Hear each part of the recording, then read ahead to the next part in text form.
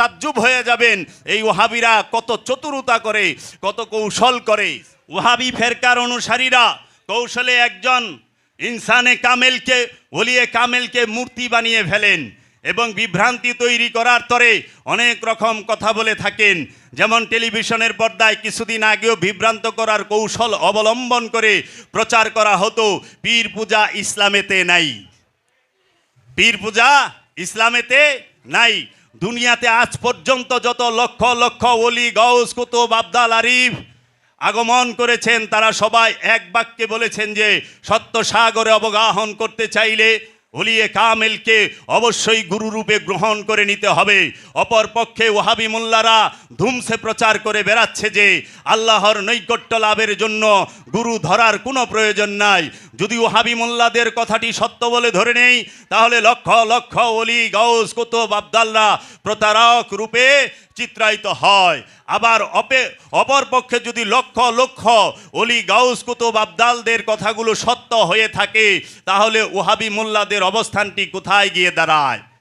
মিশকাত শরীফে একটি হাদিস আছে, দুনিয়ার আলেমদের চেহারা নকশা কেমন হবে তা বিস্তারিত বর্ণনা দেওয়া আছে।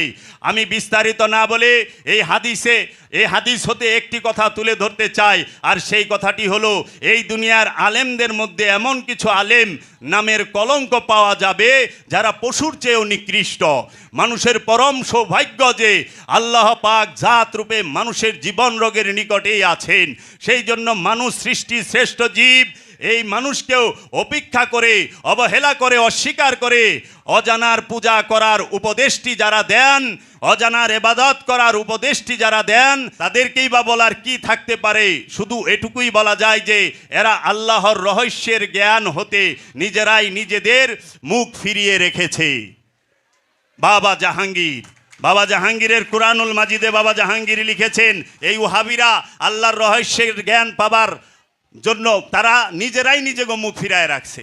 এইটা তাকেও দোষ, এর লেগে আল্লাহ কইছে আমি কেউর উপরে জুলুম করি না, তুই যা করবি তাই দিমু, যাররা পরিমাণ করলে যাররাই দিমু। মূর্তি মূলত দুই প্রকার।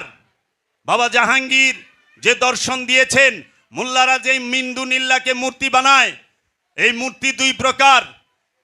একটা হইল বস্তু জগতের মূর্তি, যেটা পাথর দিয়ে হয়, মাটি দিয়ে হয়, স্বর্ণ দিয়ে হয়, রূপা দিয়ে হয়, বস্তু দিয়ে হয়।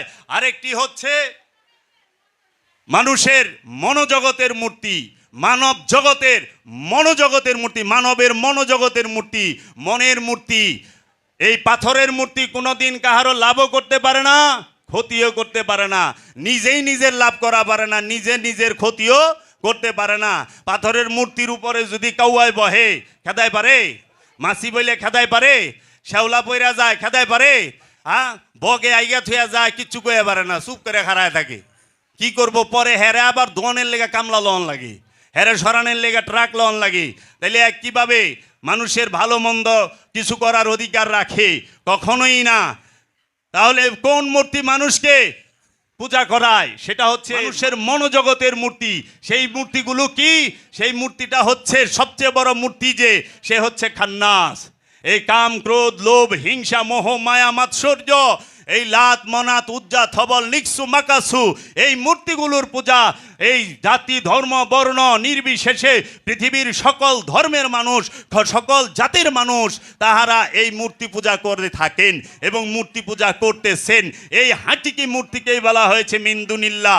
এই মনোজগতের যে মূর্তি, সেই মূর্তির কোনো আকার নাই, সেই মূর্তির কোনো আয়তন নাই। এই মনোজগতের যে মূর্তি, তার আকার নাই, আয়তন নাই, ওজন নাই, কিন্তু প্রচণ্ড শক্তি। এর জন্য এই মনোজগতের মূর্তি বাস করে কোথায়? মানুষের দিলে, মানুষের কলবে, মানুষের অন্তরে, মানুষের মনে। এই মনের মধ্যে যে মূর্তিগুলোর অবস্থান, এই মূর্তি সবসময় মানুষকে পূজা করায়। মূর্তির কোনো শয়তানের জাতও নাই, সিফাতও নাই, কিন্তু শক্তি আছে। বাবা জাহাঙ্গীর শয়তানের জাতও নাই, সিফাতও নাই, কিন্তু শক্তি আছে। এখন এই মূর্তি নিয়ে কোরআনে কিছু আয়াত আসছে। আল্লাহ মিন্দুনিল্লাহকে কুরআনুল মাজিদে বলেছেন মিন্দুনিল্লাহ হচ্ছে জাহান্নামী। আল্লাহ রাব্বুল আলামিন সূরা আম্বিয়ার ৯৮ নম্বর আয়াতে বলেছেন, সবাই এইটা বের করবেন, দেখবেন সূরা আম্বিয়ার ৯৮ নম্বর আয়াতে আল্লাহ বলছেন ইন্নাকুম ওয়া মা তা'বুদুনা মিন দুনিল্লাহি হাসিবু জাহান্নাম, ইন্নাকুম ওয়া মা তা'বুদুনা মিন দুনিল্লাহি হাসিবু জাহান্নাম, নিশ্চয়ই তোমরা আল্লাহকে ছেড়ে যাদের ইবাদত করো তাহারা জাহান্নামের ইন্ধন। মিন দুনিল্লাহ কি? জাহান্নামের ইন্ধন। মিন দুনিল্লাহ হচ্ছে জাহান্নামের জ্বালানি, ইন্ধন। আপনারা বলেন তো ওলি আল্লাহ কি জাহান্নামের ইন্ধন? ওলি আল্লাহদের কি কোরআনে কোথাও জাহান্নামের ইন্ধন বলা হয়েছে? রসুলদের কি কোথাও জাহান্নামের ইন্ধন বলা হয়েছে? নাউজুবিল্লাহি মিন জালিক। নবীদেরকে কি কোথাও জাহান্নামের ইন্ধন বলা হয়েছে? না। তাহলে কোরআন তো বলতেছে মিন দুনিল্লাহ হচ্ছে জাহান্নামের ইন্ধন। আর যেই ওহাবিরা, যেই সালাফিরা, এরা কৌশলে এই মিন দুনিল্লাহর আয়াত আইনা নবী রসুলদের এবং অলিদের উপরে লাগায়, অলিদের মাজারের উপরে লাগায় দেয়, অলিদের উপরে লাগায় দেয়, তাহারা কি করতাছে? জুলুম করতাছে, তাহারা জালিম। তাদেরকে কোরআনের ভাষায় কি বলে? জালিম। কারণ মিন দুনিল্লাহর আয়াত আইনা অলির উপরে লাগাইতাছে। মিন দুনিল্লাহ কি? জাহান্নামী। আবার আল্লাহ বলতেছেন কোরআনের মধ্যে যালিকা বিআন্নাল্লাহুল হক ওয়া আন্না মা ইয়াদউনা মিন দুনিল্লাহি হুয়াল বাতিল। মিন দুনিল্লাহ কি? বাতিল। আল্লাহ বলতেছে নিশ্চয়ই আল্লাহ একমাত্র সত্য এবং আল্লাহ ব্যতীত অন্য যাহা কিছু আছে সবই মিথ্যা, তাহা বাতিল। মিন দুনিল্লাহ কি? এখানে আরবিতে মিন দুনিল্লাহ আছে। আমি আবার বলতেছি যালিকা বিআন্নাল্লাহু আল হক ওয়া আন্না মা ইয়াদউনা মিন দুনিল্লাহি হুয়াল বাতিল। কোরআনে সরাসরি বলে দিচ্ছে যে আল্লাহ হচ্ছে সত্য আর মিন দুনিল্লাহ বাতিল। এখন যারা এই মিন দুনিল্লাহর আয়াত আইনা অলির উপরে লাগায়, অলি কি বাতিল? আল্লাহ কি অলিদেরকে বাতিল বলেছে? আল্লাহ কি অলিদের বাতিল বলেছে? কাকে বলেছে? মিন দুনিল্লাহকে বাতিল বলেছে। আর এই ওহাবিরা সাধারণ মানুষকে তারা প্যান্ডেলের মধ্যে বইসা এই আয়াতগুলারে লাগায় দেয় অলিদের উপরে, যে তোমরা অলিদের কাছে যাও না, কারণ আল্লাহ কোরআনে কইছে মূর্তি সে তোমাদের লাভও করতে পারে না, লোকসানও করতে পারে না, সে তোমাদের ফায়দাও দিতে পারে না, ক্ষতিও করতে পারে না, সে চলতে পারে না, ফিরতে পারে না, কিছুই করতে পারে না। সে তুমি এইটা মূর্তিকে মনে করো না, সে তোমার হাজাত রবা মানে মনের ইচ্ছা পূরণ করে, যে সে তোমার দিলের আশা পূরণ করবে, কখনোই না। দিলের আশা পূরণ কে করে? আল্লাহর ওলি। আল্লাহর ওলিদের ছাড়া, আল্লাহর রসুলদের ছাড়া, আল্লাহর নবীদের ছাড়া অন্য কোথাও চাওয়ার বিধানই নাই, দর্শনই নাই। যাহারা বলে তারা কোরআনের বাহিরে কথা বলে। এর জন্য কোরআন বলেছেন অনুনাজ্জিলু মিনাল কুরআনে মা হুয়া শিফাউন ওয়া রাহমাতাল লিল মুমিনিনা। অনুনাজ্জিলু মিনাল কুরআনে মা হুয়া শিফাউন ওয়া রাহমাতুল লিল মুমিনিন। অনুনাজ্জিলু, আমরা যে কোরআন নাজিল করেছি এই কোরআন হচ্ছে মা হুয়া শিফাউন ওয়া রাহমা। এই কোরআন হচ্ছে শিফা। শিফা শব্দের অর্থ কি? মানে মুক্তি। আর রহমত মানে অনুগ্রহ। শিফাউন ওয়া রাহমা কি? মুমিনদের জন্য, মিনাল মুমিনিন। এই মুমিনদের জন্য কোরআন হচ্ছে শিফা মানে মুক্তি, আর রহমত মানে হচ্ছে অনুগ্রহ। তাহলে কোরআন মুমিনদের জন্য মুক্তি এবং অনুগ্রহ। এই আয়াতেই আবার আল্লাহ বলতে আছে ওয়ালা ইয়াজিদুজ জালিমিনা ইল্লা খাসারা। ওয়ালা ইয়াজিদুজ জালিমিনা ইল্লা খাসারা।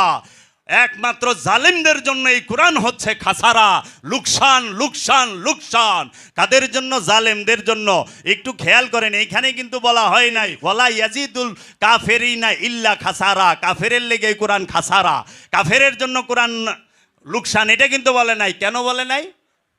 কি কারণে বলে নাই? কারণ একটাই, কাফের তো কোরআনই পড়ে না। কাফের কোরআনের তাফসীর করে? কাফের কোরআনের অনুবাদ করে? কাফের কোরআনের অনুবাদ করে না, কাফের কোরআন পড়ে না, কাফের কোরআনের তাফসীর করে না, কাফের সে কোরআন সম্পর্কে জানেও না। এইটা কে করে? ওই যে হেরা জালেমেরা, তাদেরকে কোরআন বলছে জালেম। তারা আরবি আয়াতের অর্থ যেটা ওইটার ভুল অনুবাদ করে থুয়া দেয়। আয়াত নাজিল হয় মূর্তির উপরে, এই আয়াত নিয়ে লাগায় দেয় অলির উপরে। এরাই জালেম। এই মোল্লার গোষ্ঠী যেগুলা নাকি ওয়াহাবি খারিজি, এগুলাকেই কোরআনের ভাষায় বলা হয়েছে জালেম। এরাই জালেম, এরাই এই কোরআনের অনুবাদ করে ভুল যে জায়গায় আছে আমানু কইরা থইছে মুমিন, দর্শনই পাল্টায় দিছে। মুমিন হলো খান্নাস মুক্ত নফস, যার নফসের উপরে রূপী রব জাগ্রত এবং প্রকাশিত এবং বিকশিত, যে সব সময় মানুষের রবের চেহারা নিয়া এই নফসটি, পবিত্র নফসটি রবের নূরের মধ্যে ডুবে আছে, সে হইল মুমিন। আর আমানু হইল শয়তান যুক্ত সাধক, শয়তান দুর্বল রূপে থাকে আমানুর মধ্যে। আর কোরআনেই আল্লাহ কয়ে দিছে আমানুর লগে শয়তান থাকে, কিন্তু মুমিনের লগে আল্লাহ থাকে। এক লাইনে, ইন্নাল্লাহা মাআল মুমিনিন, নিশ্চয়ই আল্লাহ আমি মুমিনদের সাথে থাকি। কোরআনে কোথাও বলে নাই ইন্নাল্লাহা মাআল আমানু, আমি আমানুর লগে থাকি, নাই। আমানুর লগে শয়তান থাকে আর মুমিনের লগে আল্লাহ থাকে। অহনে মোল্লায় আমানুরই মুমিন বানায় থিছে। তে মুমিনের অর্থ কি করব?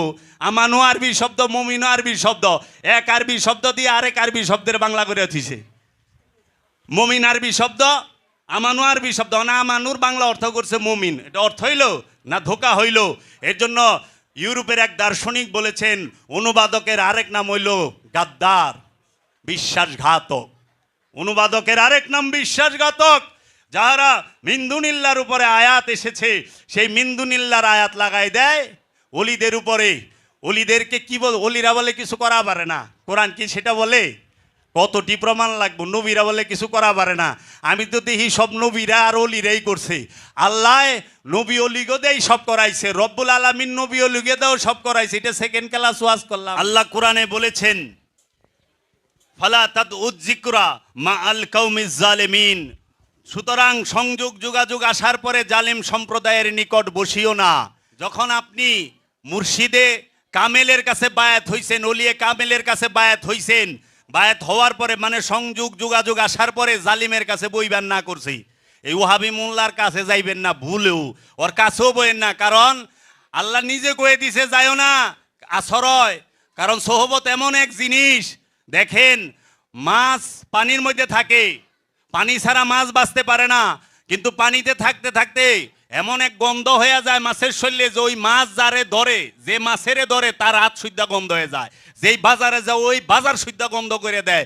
কারণ সে বুঝায় যে আমার সম্পর্কটা প্রেমটা পানির সাথে আসিল। আর আপনি যখন মাছেরে ধরবেন তখন এই গন্ধ এইখানে যাইব। তো ওহাবির লগে আটবেন, স্বভাবের মধ্যে ওহাবির গন্ধই কইব। এর লেগে আল্লাহ কইছে খবরদার জালিমের কাছেও যায় না জিকির সংযোগ আসার পরে, ভুলেও যায় না। এই আয়াতটা হচ্ছে সূরা আনআমের 6 নম্বর সূরার 68 নম্বর আয়াত। খুইলা খুইলা পড়বেন, রাখবো না, ব্যবসা বন্ধ হয়ে যাবো গা। মোল্লা সাধারণ মানুষে ধরবো যে দেখেন। আর সবাইকে অনুরোধ করি এক কোরআনের তাফসীর পইরা অনুবাদ পইরা কোনোদিন তর্কে লিপ্ত হবেন না। ওহাবি হন, খারিজি হন, সুন্নি হন, যেই হন, মিনিমাম 6 থেকে 7টা অনুবাদ পড়বেন, 6 থেকে 7টা তাফসীর পড়বেন। তখন দেখবেন কোরআনের অনুবাদে পুকুর চুরি হয় নাই, সমুদ্র চুরি হইছে। সমুদ্র চুরি হইছে। দেখবেন কোরআনের আয়াত সবখানে এক আছে, 5টা অনুবাদে 5 রকম অর্থ কইরা থইয়া দিছে। কেউ সালাতের অনুবাদ করছে কোরআন, কেউ ফজরের অনুবাদ কইরা থইছে নামাজ, কেউ রুহের অনুবাদ করছে জিব্রাইল, কেউ আমানুর অনুবাদ করছে মুমিন, কেউ মুমিনের অনুবাদ কইরা থইছে বান্দা। মানে হজবর অবস্থা একেবারে ডাইলে চাইলে খিচুড়ি বানায় থইছে। এর জন্য মিনিমাম 5টা অনুবাদ পড়বেন, তারপরে টের পাইবেন। কাবার ভিতরে মূর্তি আসিল 360টা। এই 360টা মূর্তি আবার এক একজনের। এটি কি পাথরের মূর্তি নাকি এটার অনুবাদটা গলত করে থিছে, কিংবা এই উমাইয়া আব্বাসিয়া রাজবংশ চক্রান্ত করছে হাকিকি মূর্তিকে চাপা দেবার জন্য মেজাজি দাঁড় করাইছে? পাথরের মূর্তি তো মানুষের ক্ষতি করতে পারে না, লাভ লোকসান করতে পারে না, কিন্তু লোভ নামক মূর্তি মানুষকে তার জীবনটা নষ্ট করে দিতে পারে। মানুষ লোভে, সম্পদ জমাকারীরা সম্পদের লোভে একটা জাতিকে ধ্বংস করে, সম্পদ জমাকারীরা সম্পদের লোভে পড়ে তারা একটা দেশকে ধ্বংস করে, সম্পদ জমাকারীরা সম্পদের লোভে পড়ে তারা মানব জাতির সবচেয়ে বড় ক্ষতি করে। আমরা কি দেখি নাই সম্পদ জমা করার জন্য পৃথিবীতে বড় বড় 2টা যুদ্ধ হয়েছে, প্রথম বিশ্বযুদ্ধ, দ্বিতীয় বিশ্বযুদ্ধ। দ্বিতীয় বিশ্বযুদ্ধের সময় অ্যাডলফ হিটলার সে 2 কোটি 10 লক্ষ মানুষ খুন করছে, 2 কোটি 10 লক্ষ মানুষ। ইতিহাস সাক্ষী। এটা কি এর লেগা? দিন প্রতিষ্ঠার লেগা না সম্পদ জমানের লেগা? আফগান ধ্বংস করে দিল, ইরাক ধ্বংস করে দিল তেলের লেগা, সম্পদের লেগা। মানুষ মারলো লুবে পইরা সম্পদ জমাকরণের লেগা। আর আজকে আমাদের সমাজে যারা সম্পদ জমাকারী তারা যুগের মতো মানুষের নেলদারার মধ্যে রক্ত চুইসা খাইতেছে, বন মেরুর মধ্যে লেগে গেছে গা সম্পদ জমা করার জন্য। গরিব গরিবই হইতাছে, ধনী ধনী হচ্ছে, সম্পদের পাহাড় কইরা ফালাইছে। এটা কি ওই পাথরের মূর্তি দিয়া? আমাগো যে দেশের মধ্যে বিভিন্ন মুড়ে মুড়ে মূর্তি আছে, কিংবা ওই যে মতিঝিল শাপলা চত্বরে, কিংবা ওই যে রাজু ভাস্কর্য, এরা করছে? নাকি আমাদের দেশের সম্পদ জমাকারীদের মনের ভিতরে যে লোভ, হিংসা, কামনা, বাসনা, অহংকার, এই মূর্তিগুলাই করছে? কে করছে? ওই বড় বড় মূর্তিগুলায় মানুষকে ধ্বংস কইরা ফেলাইছে, বেকারত্ব বাড়াই দিছে। এর জন্য আল্লাহ কোরআনে বলছে সম্পদ জমাকারী জাহান্নামী, সম্পদ জমাকারী জাহান্নামী। ওয়াইলুল লিকুল্লি হুমাজাতিল লুমাজাত আল্লাযী জামআ মালাহু ওয়া আদ্দাদা। তুমি দেখেছো ওই ব্যক্তিকে যে সম্পদ জমা করে ধ্বংসপ্রাপ্ত, সে কে? আল্লাযী যাহারা জমা করে মালাউ সম্পদ, ওয়া আদ্দাদা গুনিয়া বাছিয়া রাখে, সম্পদ গুনিয়া বাছিয়া রাখে। তারা কি? হুতামার অধিবাসী, জাহান্নামী। সম্পদ জমাকারীর জানাজায় যাওয়া নিষেধ, সম্পদ জমাকারীকে সালাম দেওয়া নিষেধ। এখন তো সমাজে সম্পদ জমাকারী সব জায়গার সভাপতি হয়, দর্শনই উল্টে গেছে।